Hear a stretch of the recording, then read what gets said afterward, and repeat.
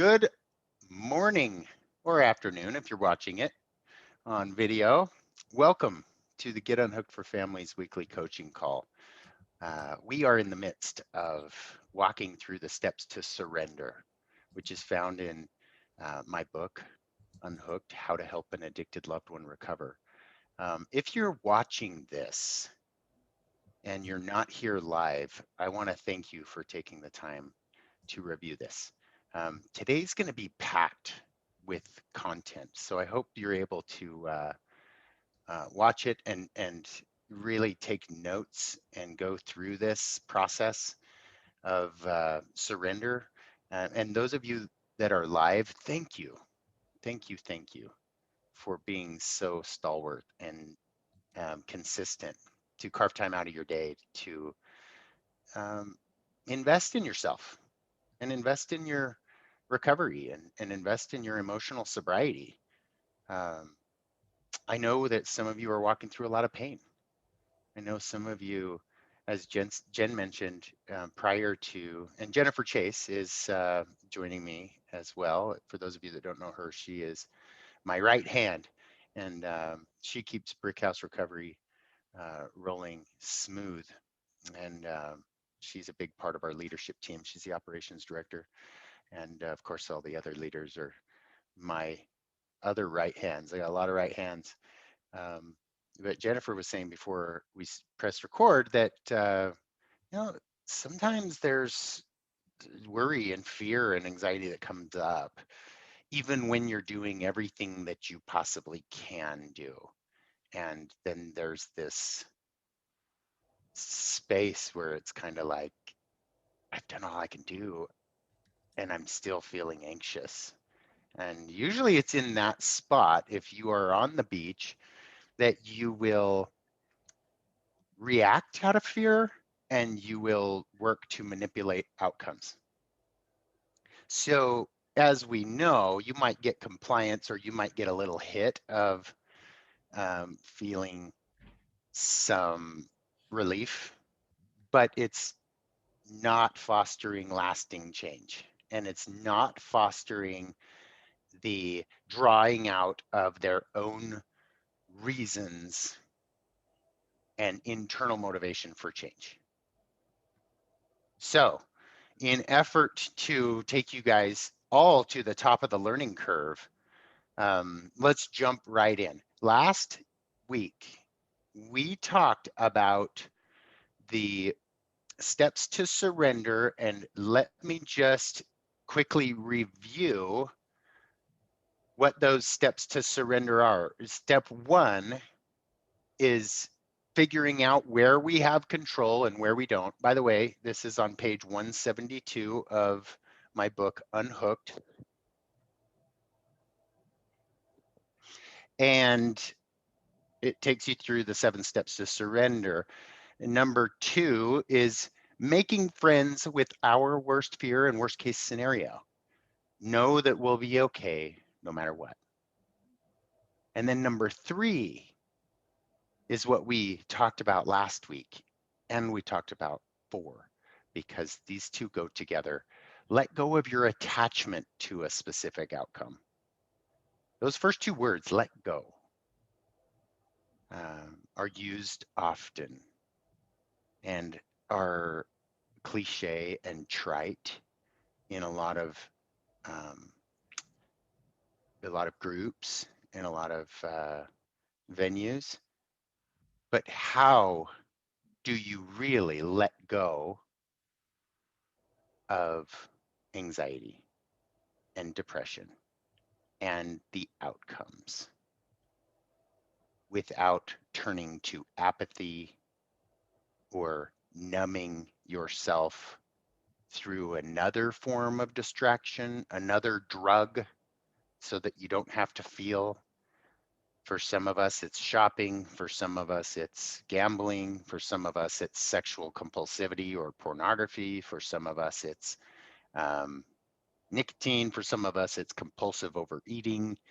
Whatever yours may be. Oh, and let's talk about the other ones that are sometimes praised by the world, but are very much a drug if we're using it to avoid our feelings and avoid reality, which are compulsive working and compulsive exercising and dieting.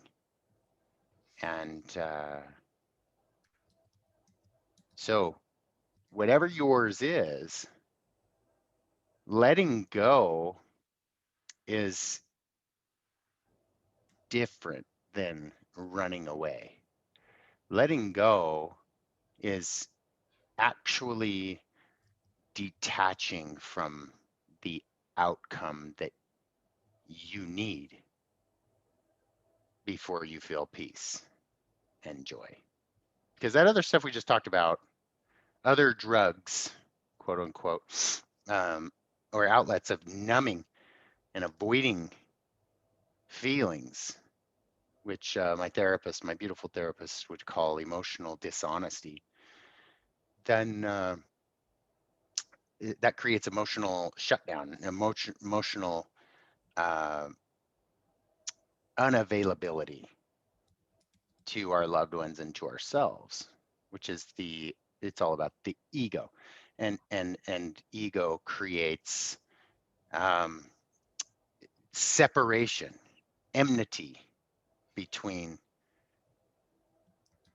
others and ourselves, between God and ourselves, and between ourselves and ourselves. The I versus the me. And the I is our God given divine person, the I. And the me is all those labels that we put ourselves on, like, I am a treatment provider, or I am a real estate agent, or I'm 40 pounds overweight, or I'm whatever, like whatever that follows I am is the label that attaches to the me. So whenever we are struggling to let go of a specific outcome, we're chasing the avoidance, we don't really experience the release of the obsession of the mind, which is the whole idea of going through this process, is being free from the obsession of the mind for the long haul, not just while we're numbing ourselves, keeping ourselves distracted and avoiding. So when I hear our clients and they're going through the early process of recovery, and they say, no, I'm doing good, I'm just staying busy, just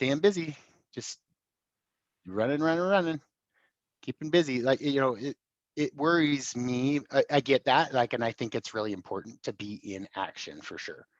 But if you look deeper, there is also a tendency to try to outrun the demons.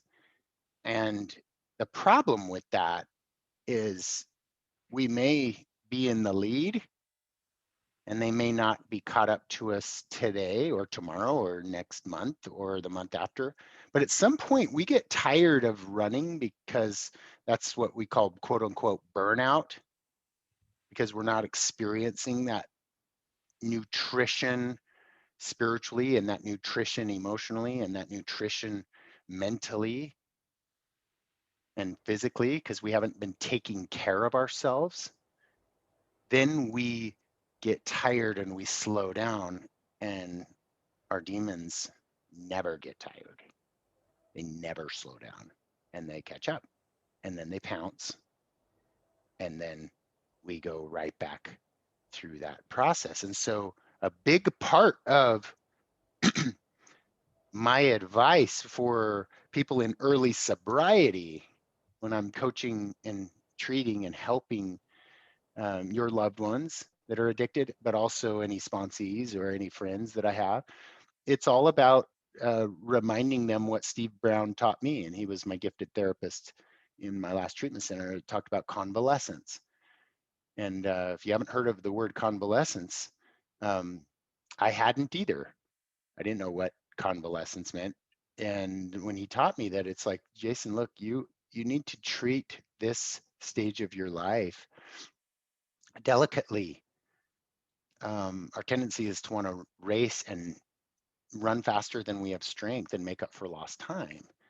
But when you're wounded, it's like you're coming out of the ICU, and the medical advice for someone who has stage four cancer and is just receiving hospital treatment for that, and they come out of the hospital, their advice is to convalesce.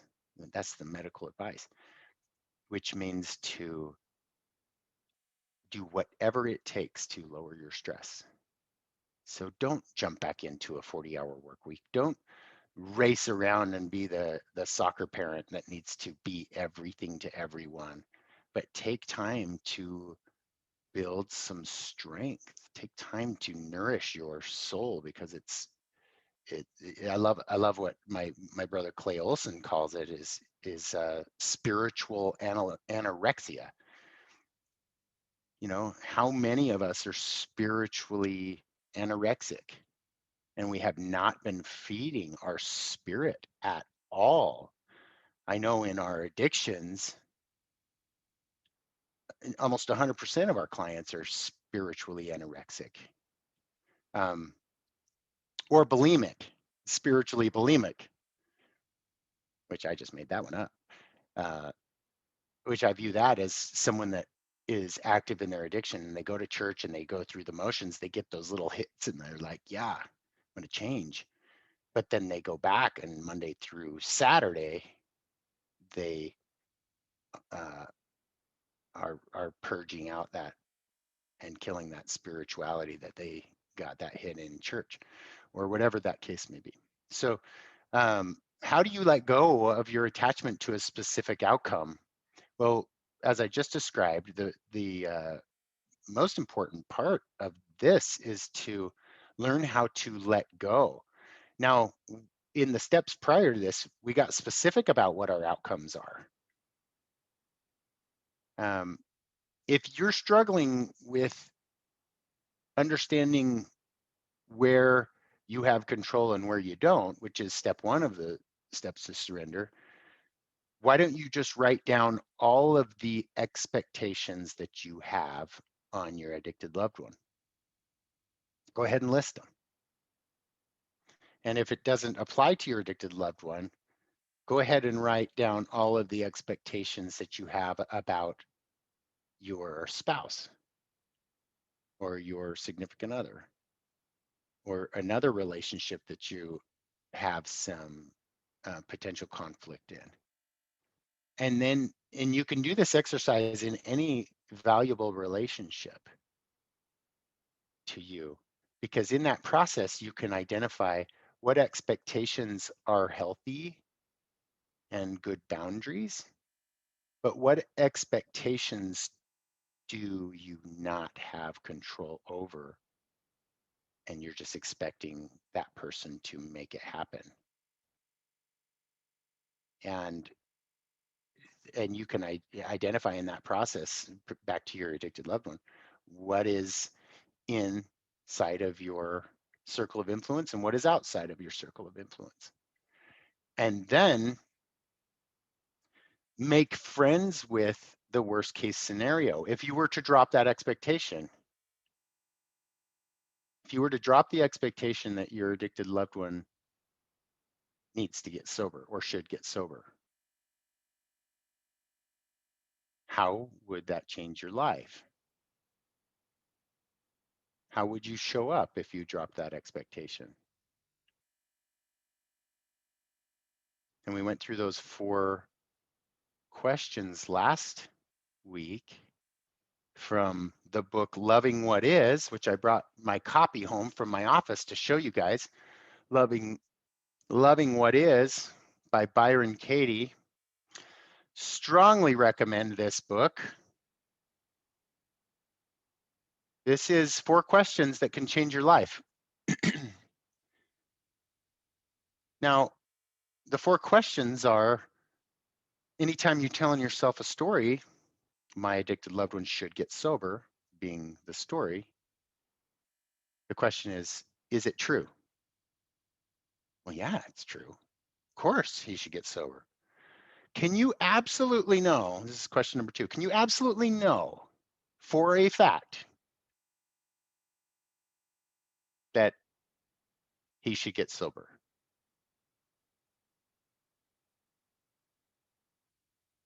The truth is you can't. Some questions that you ask that around, yeah. But when it has to do with someone else and their path and their journey,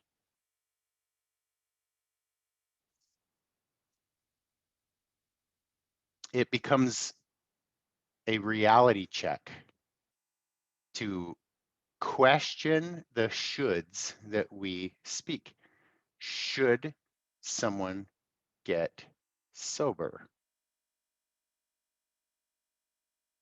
I know a lot of people that aren't sober. They're beautiful people. I also know a lot of people that have cancer. I shouldn't say a lot, but I know people that have cancer. They're beautiful people. I know people that have had COVID. They're beautiful people. Should everybody get the vaccine for COVID?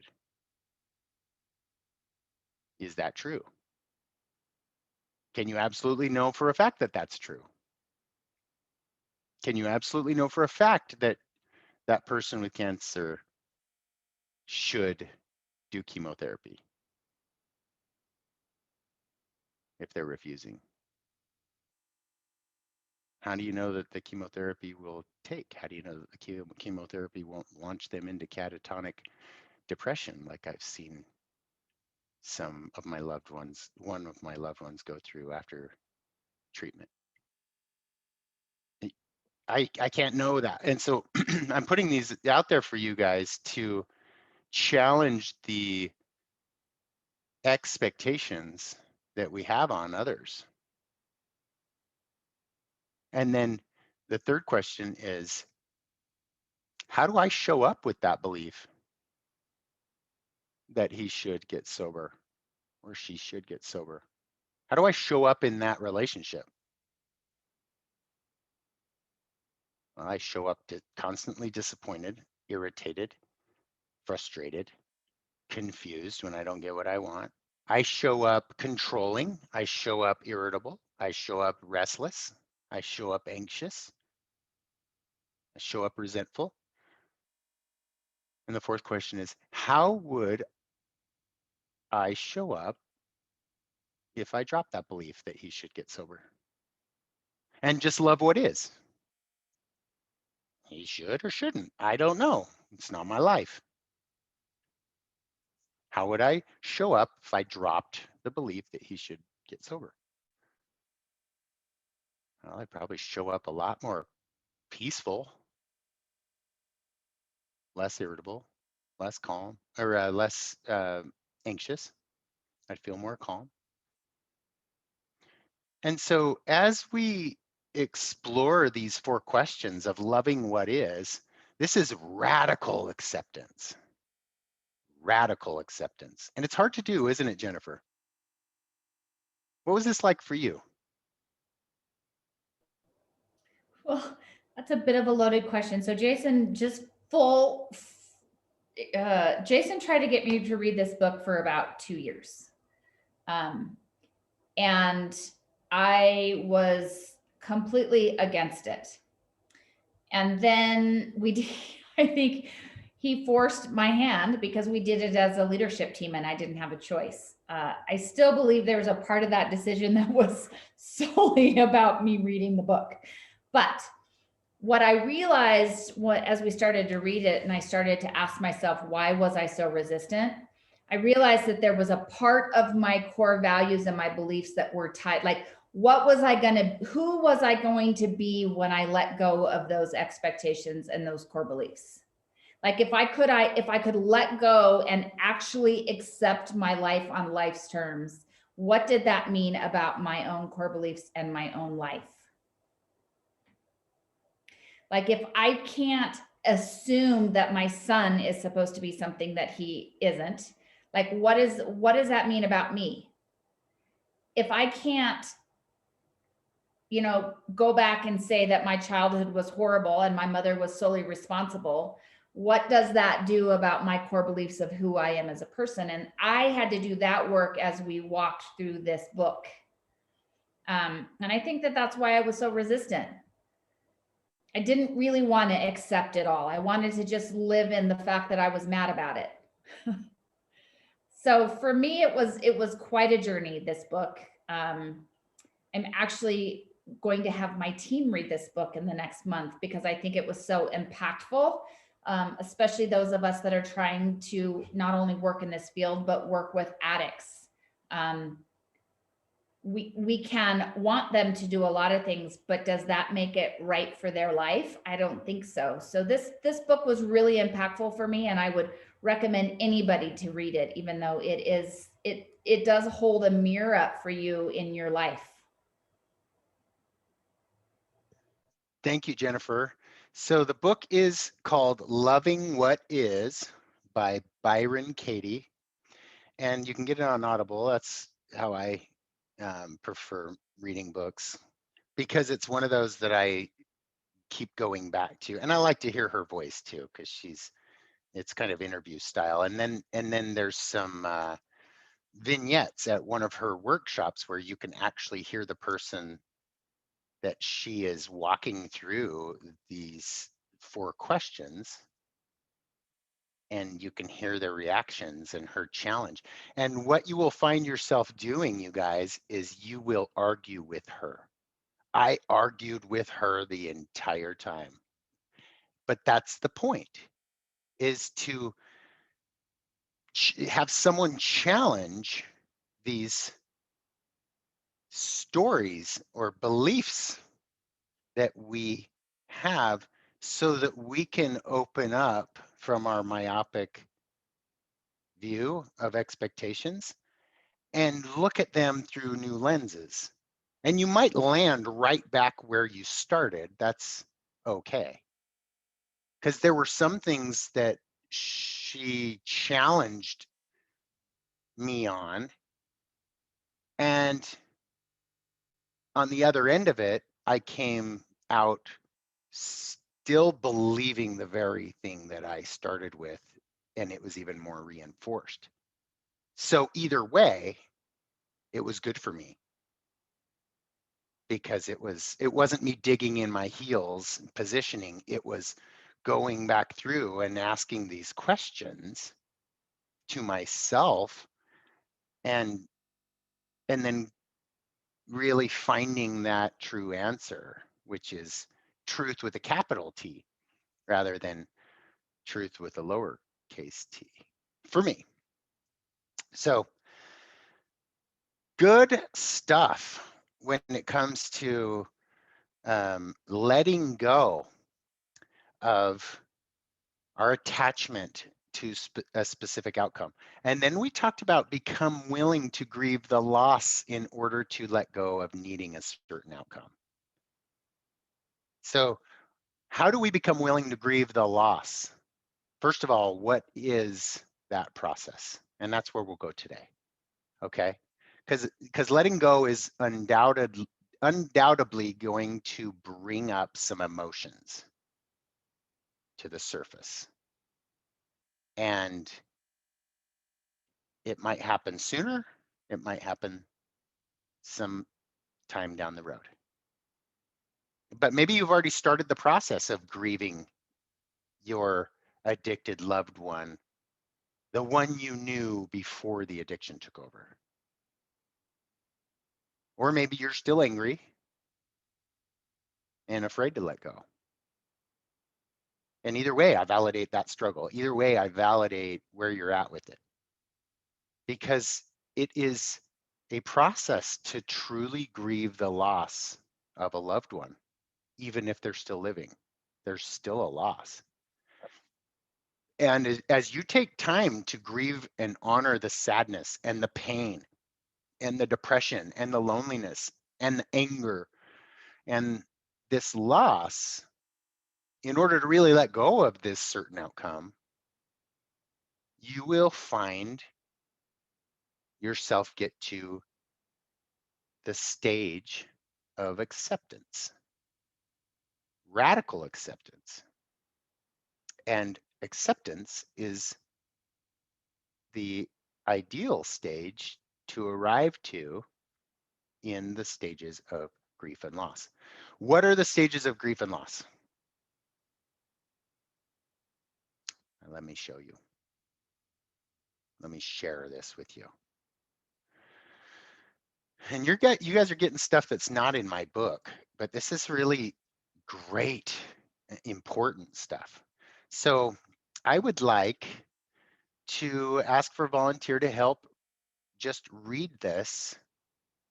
Um, who would who wouldn't mind starting us off and reading the first paragraph or two, and then you can tag someone.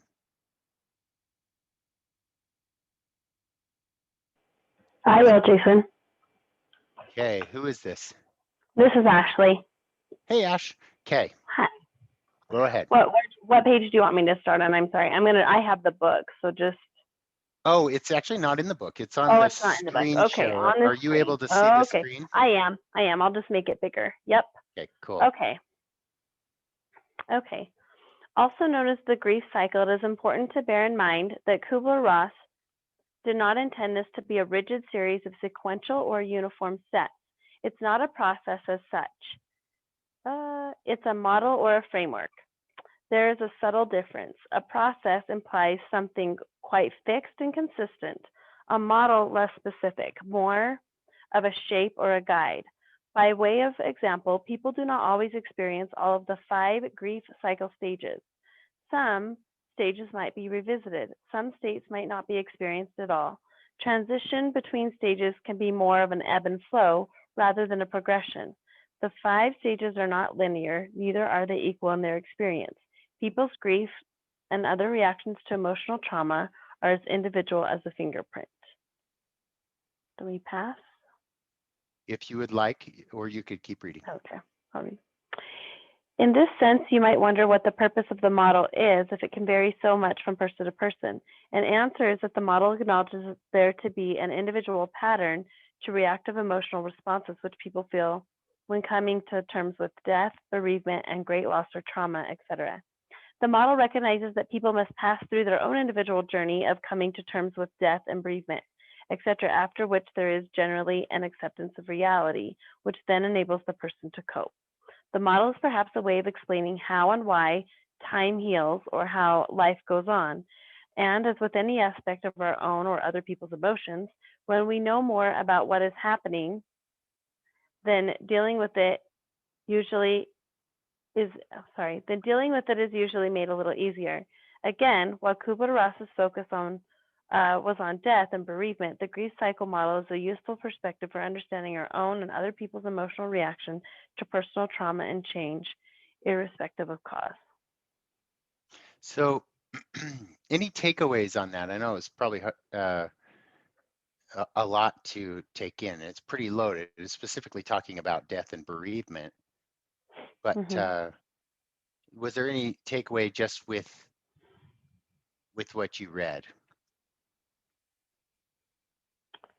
Well, I definitely think understanding that the grief cycle is not sequential and that you can go through these different stages of grief in just like kind of whenever, wherever, and different things are going to trigger it. And I love that. and that it's okay, that like it's important to stop and to feel it, whether it is that anger or that sorrow. And yeah, you can be fine for a minute or a day or a week or however long, but then something might come that's gonna bring up other emotions that are a part of the stages of grief, and it's important to feel it and understand it and process it. Yes, I love it. Thank you so much. That's so deep. You talked about, what my therapist Chris said. You got to feel it to heal it, and I love how Kubler-Ross, who authored these 5 stages, says it's not intended to be a rigid series of sequential or uniform steps, and it's not a process, because a process suggests that you're going to transcend it eventually, or Mm-hmm. you'll be fixed. Mm-hmm. But she says this is a model, more like a shape or a guide. And so we vacillate through the stages. And when you're able to identify where you're at in the process, it actually allows you to feel it instead of run from it and numb it with your drug, whatever that might be. And down here, she said, you know, of course, this was focusing on death and bereavement, but the grief cycle model is a useful perspective for understanding our own and others' emotional reaction to personal trauma and change, irrespective of cause. Now, my wife, Brian, she was a young widow at the age of 26. Her husband passed away from a car accident. And she gives the best advice when others want to judge someone's grief. There was another widow in our church down in Southern California who got married 4 months after her husband passed away. And people were like, "Oh, I can't believe she got married so fast, and that she's got kids. Like, what's that going to do with it?" Blah blah blah blah blah. And my wife said, "You know, if there's one thing I've learned, is to never judge how someone grieves. Never judge how someone goes through their grief because it's different for everyone. And these are the stages. So let's get into those. I would like to ask, could I just call on Maureen to maybe read the first stage? Thanks, Ashley. Sure. So the first stage is denial. Denial is a conscious or unconscious refusal to accept facts, information, reality, etc., relating to the situation concerned. It is a defense mechanism and perfectly natural. Some people can become locked in this stage when dealing with a traumatic change that can be ignored. Death, of course, is not particularly easy to avoid or evade indefinitely. Denial. An example of denial I will share is I watched a couple where the husband had an affair, and once the wife found out, she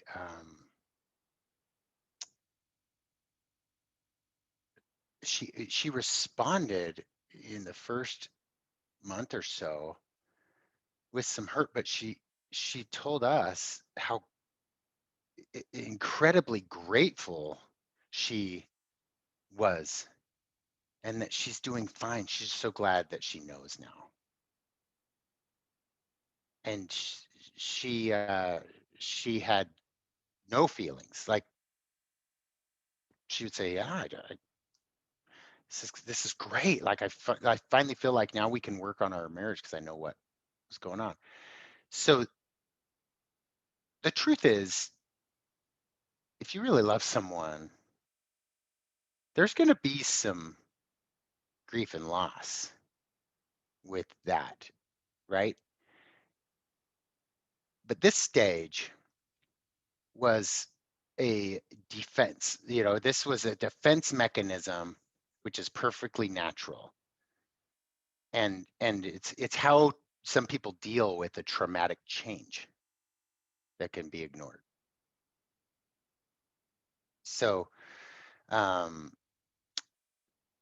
see this all the time with our addicted population who seek treatment at Brick House, where in their first couple weeks of sobriety, they are just so happy. And that's not a bad thing. Like I love that. But when they literally say, "Oh, I am never going back to that.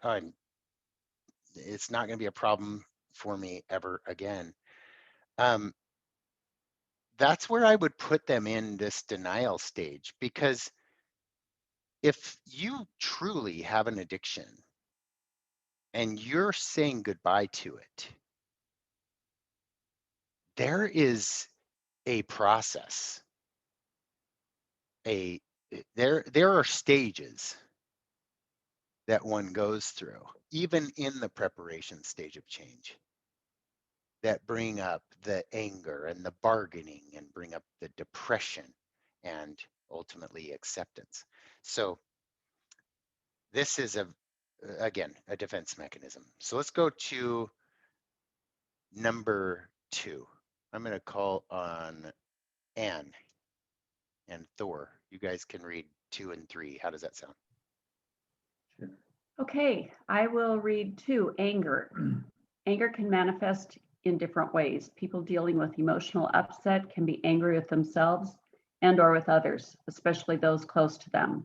Knowing this when experiencing the anger of someone who is very upset. So Do you want me to read now, or are any you gonna? thoughts? I was just going to ask Anne, any thoughts on that particular stage of grief and loss? Any experience with that, or seen anyone go through that stage of grief and loss, whether it be the death of a loved one or whether it be related to an addicted loved one and they're still alive? I mean, I had a friend who lost her mother way too early, and she was angry. She was angry with God, with the world. She thought it was very unfair, and it really affected her, everything about her life. But slowly but surely, she started accepting it, and now, she's able to, the anger's gone. She's able to now look back, and remember her mom and smile and have good memories of her. So she kind of worked herself through that, but she was very angry. Yep. Great example. Absolutely great example. Now, we see anger a lot in the pre-contemplation and contemplation stages of change, especially when someone is forced to get sober, whether they have to go to drug court or there's an ultimatum put on them to get sober.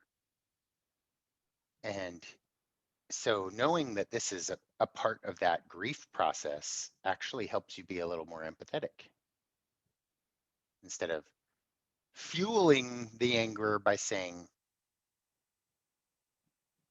don't be angry, or trying to talk them out of their anger. Like if you'd say, you can't be mad at God for losing your mother, don't feel that. Shut that down. Have a different perspective. Sometimes that's not helpful. What's more helpful is just validating that anger. It's like, yeah, I'm sure that this is very hard for you.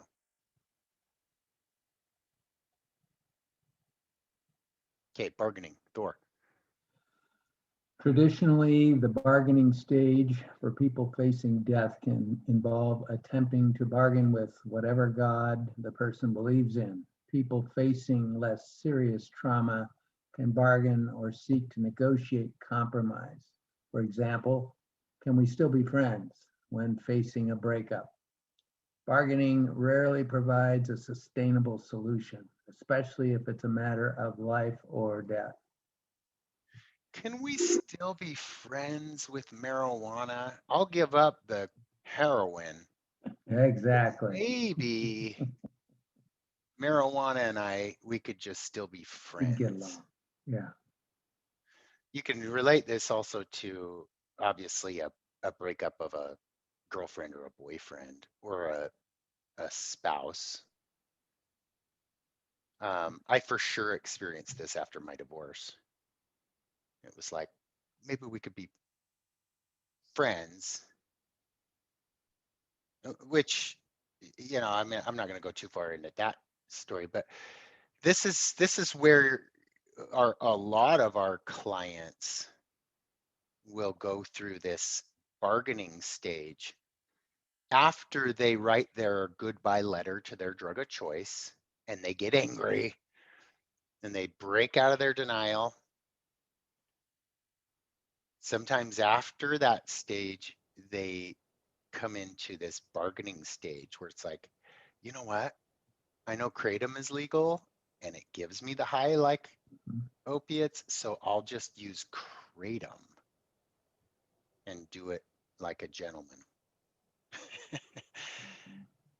Can I say something about this stage too, Jason? Nope. Let's go on to stage 4. I'm just kidding. Go ahead, Jen. I think a lot of codependency lives in stage of bargaining. So a lot of, we hold boundaries, they blow through them, then we start bargaining with those boundaries. Really keeping people off of the bottom, right? Because we're not comfortable with what it looks like. So to me, when I think of like real good codependency, it lives right here in the stages of grief. That is so true. How many of us, even in a treatment setting, Jen, like I think about the boundaries we put on a behavior contract with our clients, right? And we list it out. They contribute to authoring that agreement, that contract, and they agree to do X, Y, and Z. We agree to do A, B, and C, and then they break their end of the agreement. But it says clearly if they break their end of the agreement, this will be the outcome. They're opting out of the program. But then we've had cases where we have gone through that bargaining way too long and held on to them almost to the point where we wanted to see their recovery more than them, and we were manipulated because we're not bulletproof, you guys. We still have hearts. We're still working on this stuff too. And sometimes their ability to deceive is greater than our ability to discern. And again, this is where we have to go through the surrender process. It's like, okay, if they snow me and they manipulate me and get over on me and they cheat their way through the whole program and they finish and graduate, but they were drinking on the weekends and got away with a lot of stuff. Can I make friends with that scenario?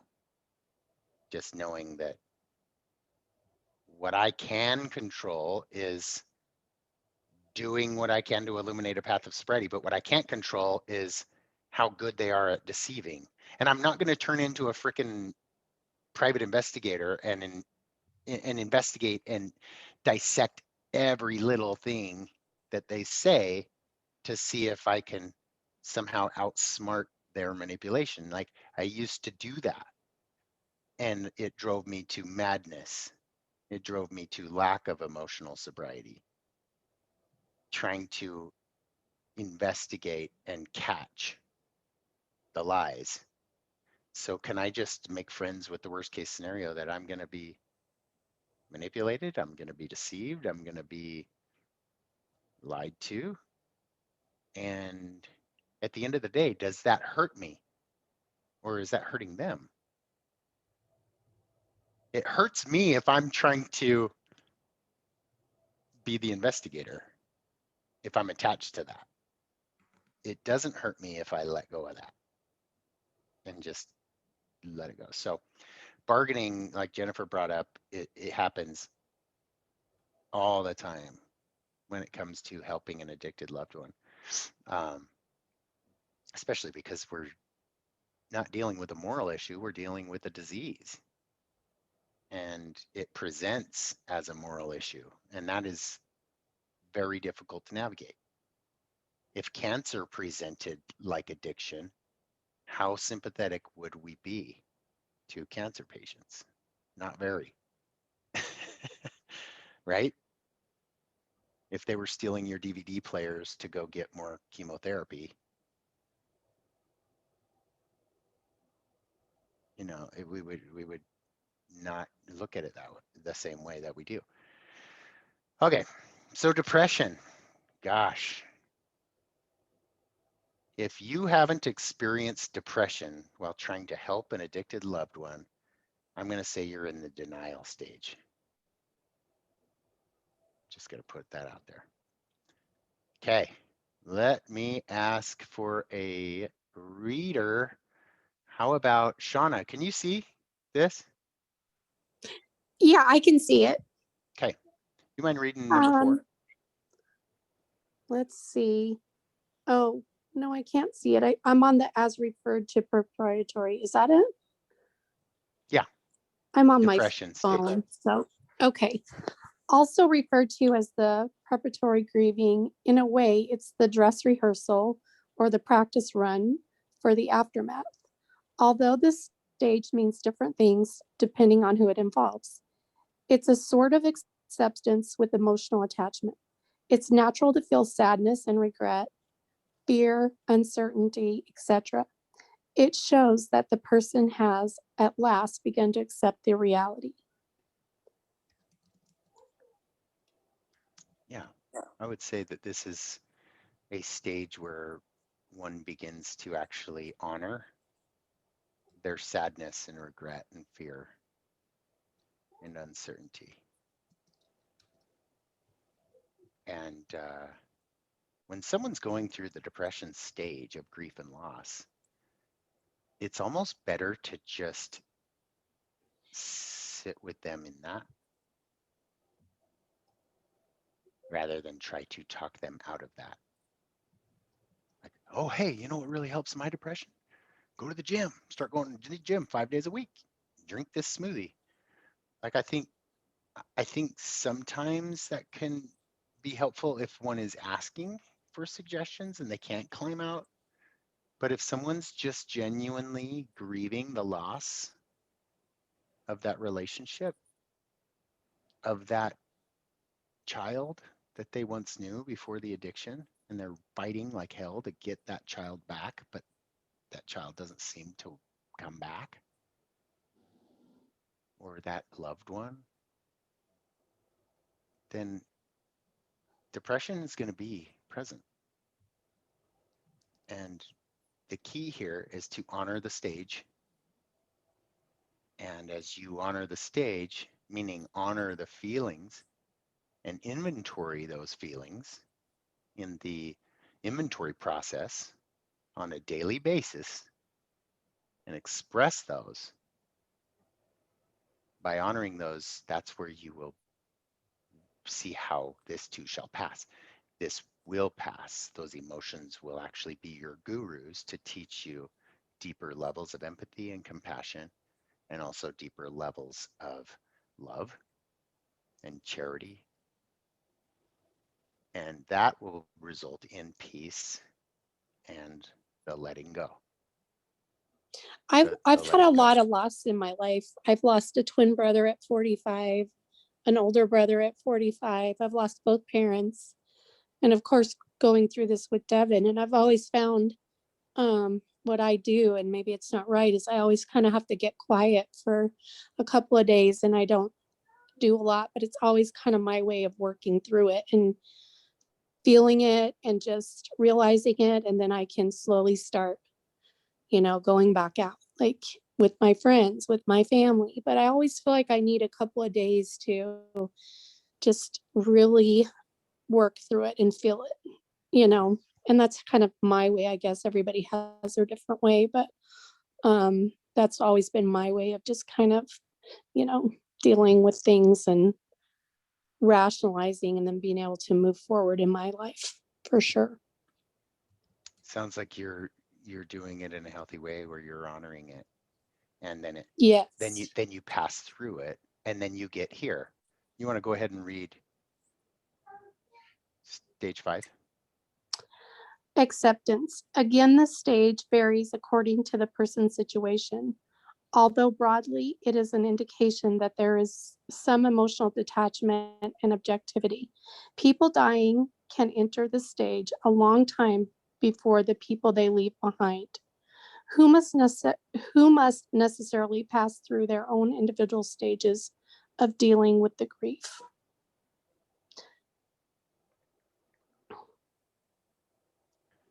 Acceptance. Radical acceptance. Not easy to get there. Not easy to get there, right, guys? How does this all tie in to step 4 of the stages, or the steps to surrender? Become willing to grieve the loss in order to let go of needing a certain outcome. So as you learn to honor those 5 stages of where you are at and be willing to experience the full range of the human emotional experience and not numb and run and use your drug to avoid and to become emotionally shut down or dishonest, emotionally dishonest, you will experience this letting go. It happens without trying. And I use this as it's like you are relaxing into the current of loving what is, and that current is flowing rather than trying to swim against the current or create the current. But it's very much about just laying on your back and imagine having like some floaties so that you don't sink and then just letting the current let you go into these stages. And what I've learned about my own grief and loss as it, and I've experienced plenty of my own very hard ones, very dear and personal ones, including placing my son for adoption, including divorce, and losing my best friend to addiction who passed away. I have learned that by honoring these stages, I feel like I'm in acceptance way more often than not. And so there is Hey, hope. Jason. Yes, Sorry, did not mean to interrupt you. go ahead. So sorry. You asked the question, how does this all fit together in surrendering? And I think about my husband and I. And when we first got married, I didn't understand anything about addiction. I didn't understand anything about bipolar, which he is both. And when he relapsed, I had to grieve parts of who my husband was, because I thought that all of the little annoyances of how he felt towards certain things were things that would just through time go away, and he would eventually do the things that I wanted him to do, like spend more time with my family and be more active and open and not so anxious. Like, it'll all go away eventually. And when he relapsed, it really was a blessing, because then I got the opportunity to learn about addiction, learn about bipolar. And so when you say, how does it all fit together in surrendering? Well, instead of me trying to take a square and shove it into a round hole, it gave me an opportunity to say, okay, I have to grieve how I expect my husband to be, or what I have this picture of who my husband is.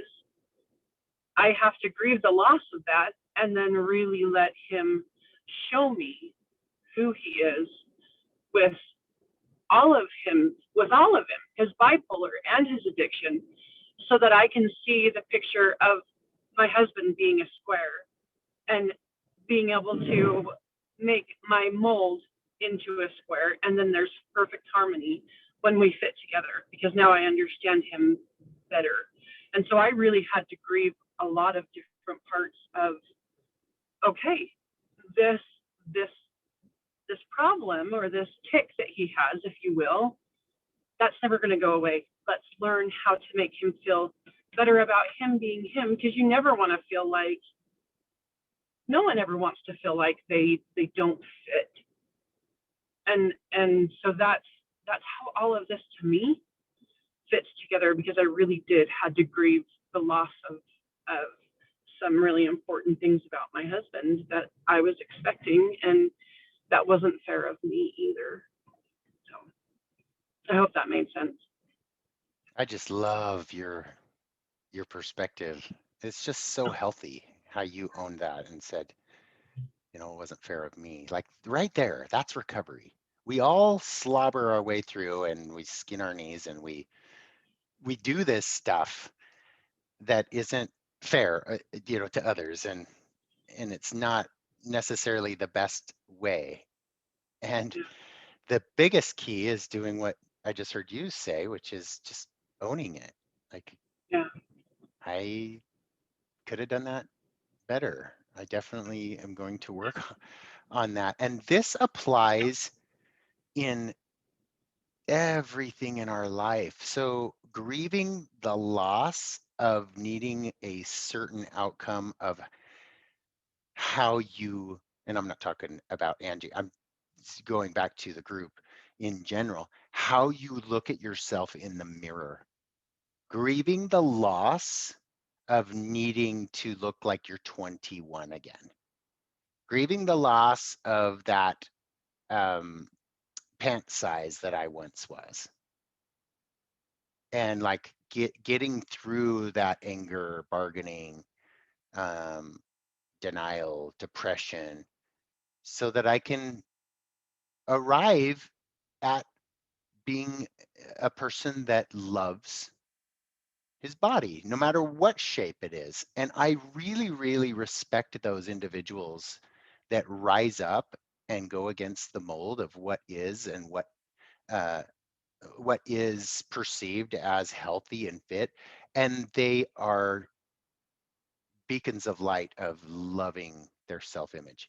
And so this applies not just to others in our life, this applies to letting go of needing to be a certain weight on that scale. I think taking a break from the scale was the best thing I ever did. I just stopped weighing myself. Because you guys know I was a compulsive overeater and I almost got to 300 pounds after I got sober. And I struggled with obsessing about getting back to the me I once was. And you know what? As long as I focused on that, I went through exercise bulimia. I would go through um, these stints of diets and cleanses and products and coaches and physical trainers. And not that that stuff isn't it, but it's just like this get skinny quick mentality of like, I've got to get to this outcome. And I obsess about it. And I can be just as cut off from the sunlight of the spirit chasing that stuff as I was when I was smoking crack cocaine. Because as long as I'm stuck in the bondage of self, I'm no good to you. And I'm no good to my wife. And I'm no good to my kids because I'm still thinking about me. And I'm stuck there. So going through the stages of grief and loss, no, going through the steps to surrender, even in and around our own struggle with our own stuff, is the idea. Like we have to go through the step to surrender around our addicted loved one so that we can get back into our own life and live our life, because we're so busy living their lives that no one's over here living ours. And so when we can let go of other people to do their thing with boundaries to protect ourselves, then we start to look at the areas that we need to actually go through these steps to surrender relating to our marriage. And I use these steps to surrender in my marriage on a consistent basis. And and she's not an addicted person. She's never had an addiction. So but it still applies. Like there are quirks about her and there are quirks about me that we have to practice this, right? And so as you go through these steps, and we'll wrap up here in a sec, as you go through these steps to surrender, this piece of letting go of attachment to needing a certain outcome and then become willing to grieve the loss of that outcome is really where the magic happens. This is really where you can get to a place so that when you do get to step 7 of the steps to surrender, you can genuinely offer up that prayer and be willing to like formally let go and give this stuff to God so that it's off of your soul and it's off of your conscience.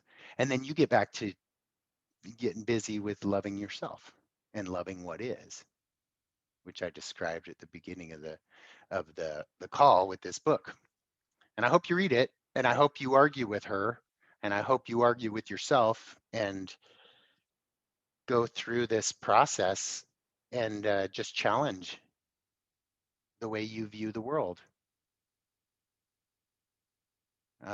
because it is a very healthy experience. And you don't have to buy into 100%. And she doesn't claim that she's the authority on your life or anyone else's, but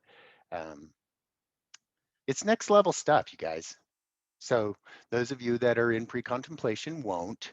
Those of you that are in contemplation may. And those of you that are in preparation and action, you guys will. And wherever you're at, I honor where you're at. But for the pre-contemplators, just know there's probably going to be some more pain coming. But pain is a great motivator. So whatever it takes. Next week, we're going to get into the next step to surrender, which is after we become willing to grieve the loss of that outcome and honor those feelings, we get to actually let go and trust a higher power, because there is a better plan for our lives and our addicted loved one's life than the one that we are telling ourselves. There's a better one. My life is so much better than what my parents and I had planned for me. And that's because of a higher power, period.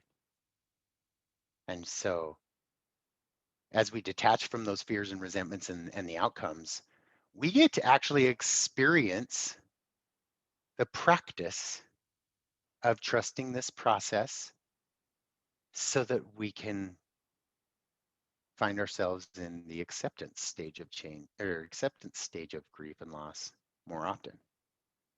But again, this is your work. This is my work. And then we'll get into the step 6 the week after that, which is absolutely believing in our desired outcome. Just let go of attachment to it. So we're not throwing the baby out with the bathwater. We're still going to have hope, and we're still going to do our best to influence our addicted loved ones into recovery. And we're going to believe in that desired outcome. But we're just going to let go of attachment to it, of needing it. So as long as we don't need it, we won't manipulate it. If we don't need it, then we begin to influence the right way. Thanks for being with me today, you guys. Absolutely love you. And thanks for those that are watching. You guys are the best. We'll see you next week.